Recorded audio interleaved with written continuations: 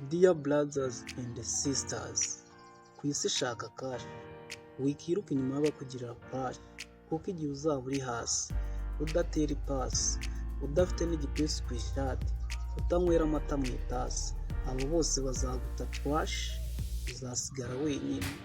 Erega ntabwo wakwishora mu rukundo gutyo gusa, kuko urukundo ruravomerera.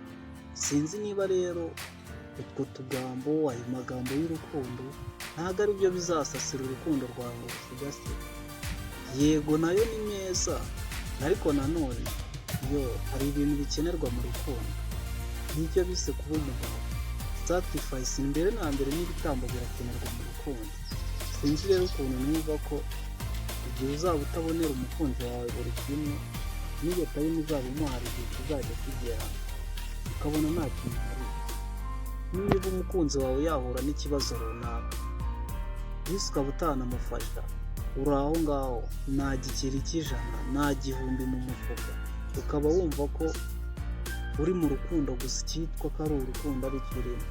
Ubwo se urumva koko, ubwo se urwo rukundo uzarukundo kirimo? Urukundo ruravomerera. Kundana n'umuntu basi nahura n'ikibazo unamufasha. Wikumva ko gukundana n'umuntu ari gutyo muzabana gusa, turakundana, ndagukunda uyu munsi, ndagukunda ryari. No, ibyo ntabwo ari byo byubaka urukundo. Yego ni ngombwa gukunda umuntu, ariko nanone urukundo rwo mu magambo ntacyo rumaze. So wakabaye ukundana n'umuntu, niba umubwiye ko umukunda, si na byiza kubwira umuntu ko umukunda rimwe kabiri gatatu kane.